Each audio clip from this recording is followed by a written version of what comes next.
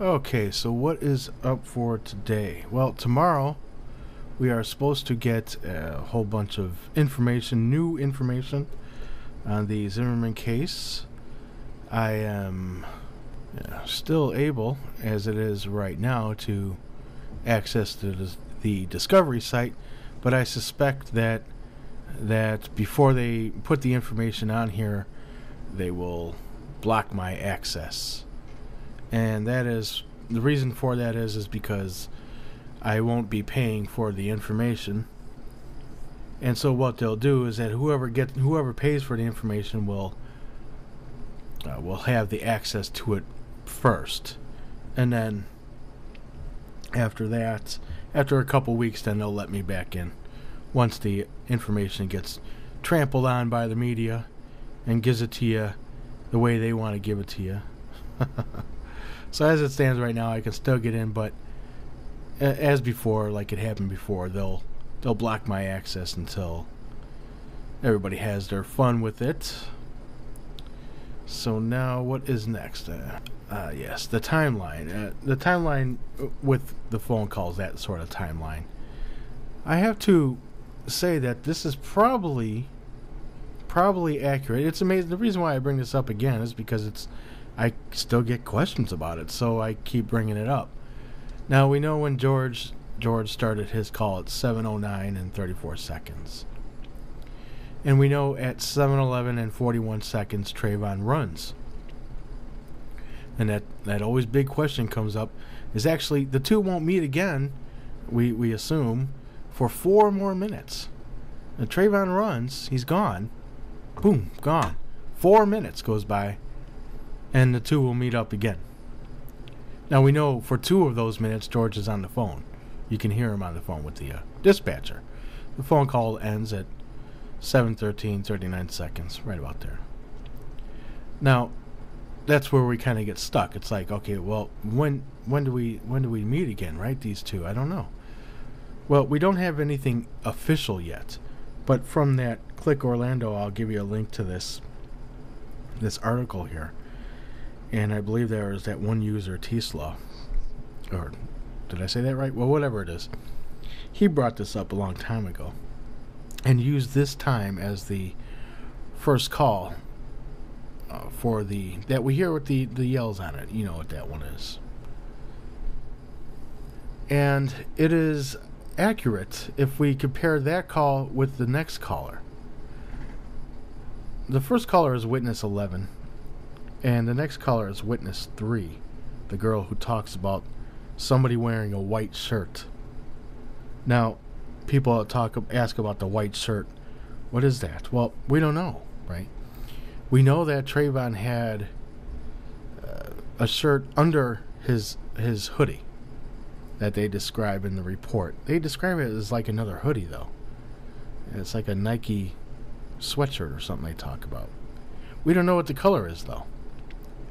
And even if they described it, they might be wrong. Because there's other parts in the report that are wrong. One cop describes Trayvon as wearing, quote unquote, blue jeans. Another one describes him as wearing, quote unquote, light colored shorts. So we got a little problem here. Right? So until we actually see photos, which we might never see, because if they're not going to release any photos of Trayvon's body, then we'll never see what he was actually wearing. Well, that's a problem. Anyways, so the timeline, yes. I think that these calls, we don't know officially what the time call is, or the time that the first 911 caller called in at. These are all the subsequent calls after which. We don't know officially because we don't have what's called the event report from Sanford Sheriff's Office that will contain that information. We don't have that. But this is very accurate from the first call to the second call. When you listen to the first call, the one we've all heard before, the one with the screams and yells on it, you know that at 45 seconds or so, at 45 seconds into the call, you know that there's a gunshot. Yes. All right, what is your number? So there's your gunshot. 45 seconds in the call. Now, if we take that and we look at this time, right, when the call started, that was reported when the call connected, we know then that the gunshot is at 7:16 and 56 seconds. Well, look here. This is the second call. That would mean that we should see 15 seconds into this call, we should hear a gunshot. Now, let me just state that this call was released to us in 2 times. The first time was a long time ago, and then the recent Discovery dump, we got it again. But this recent Discovery dump edited it more, where you can't hear this gunshot. The first one, though, you can. It's right here. And look at the time.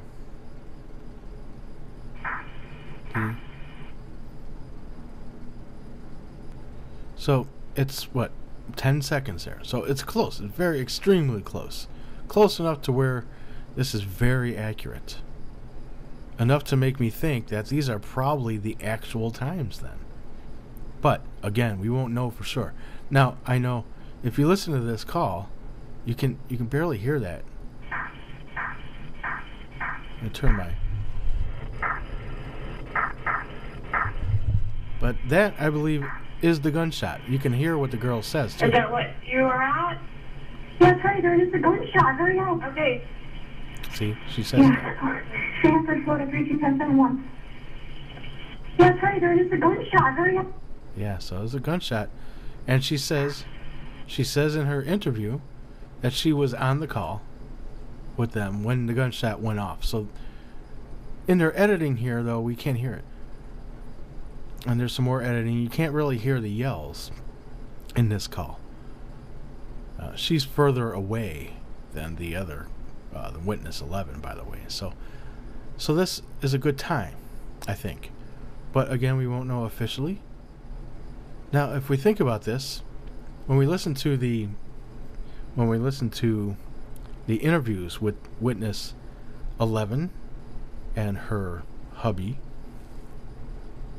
we hear that they call 911. They talk about how they hear yelling, the back and forth between the two, about 3 times, and then it's like she describes it as yelling or loud talking. Then she mutes her TV. Then she hears what she's scuffling. Hears some scuffling maybe, and like some sort of like yells, but she describes it as a oh or something like that, right? Maybe like when you get your nose broken. And then she starts to call 911. So we know at least, and then when they talk about it, how much time has passed, they talk about it, at least 20 seconds goes by. From the time that they hear that scuffling to the time they call 911. I say her, she was the one that called, but... So, we know then that it was at least 20 seconds before 7:16:11. 20 to 30 seconds. So what does that give us? We know that they met then at 7:15 and 40 to 50 seconds. Somewhere within there. It's a pretty tight time frame. You know what's funny about that time? Go back to my video. Where is it at? There it is. Had it open up here. April 8th, 2012. Look at that. Yeah, that was my time back then. So we're right back at the same time I did months ago. Again, 4 minutes from the time Trayvon ran to the time they confront. That Trayvon confronts George. That's what Dee Dee says. Dee Dee says he sees George and says, "Why you following me for?" Something like that, right? If she's telling the truth, right? Well, he was the first one to speak. So it indicates, it's an indicator that Trayvon went up to George. And that 4 minutes is something, though, isn't it? I mean, George is on the phone, we know, for 2 of those minutes. And if Dee Dee's telling the truth, then Trayvon's on the phone for the entire time. right? And after he runs, he says he knows he's lost him. Well, of course he lost him because he ran when George was just sitting in his car. Kind of easy to lose somebody when they're sitting in their car. So what's Trayvon doing for 4 minutes? Man, he had enough time to go home, go to the bathroom, and come back out. Literally, that's how much he had. Never that much time to do all that. Even more probably. Go home and smoke a bowl and come back. What the fuck? 4 minutes. What is he doing? Man, that's always gonna bother me. But according to Dee Dee, he runs all of maybe 50 feet, and he's completely out of breath, and he can't run no more. He's tired. That's what she says. So that's kind of funny. She says he's right by his dad's house. What the fuck? And 3.5 minutes later, somehow he gets back to that tee. Well, let's see what else is going on then. Let's see. Oh yeah, Rami IM is the one who figured out. We had the information with us this whole time. We speculate about the sounds, the metal sounds on the call, and everyone's like, oh, he's racking his gun and shit like that. Okay, well, the thing is that George Zimmerman had a full magazine and a chambered round. So, yeah, Rami can explain that more if he makes a video on it. So if he had, pulled that slide on his gun at that point, then a bullet would have flew out and fell on the ground. Then he'd have to look in the dark for that with his little broken flashlights and try to find his round and put it all back in. Well, it wouldn't make any sense. Why would he do that, right? So the likelihood of him racking his gun, whatever y'all call it, before the fact is very low. Very unlikely. This is page 20, by the way, of the report, 183 report. Yeah. Wow, so that's it. Let's see. Anything else now? Not right now. That's all.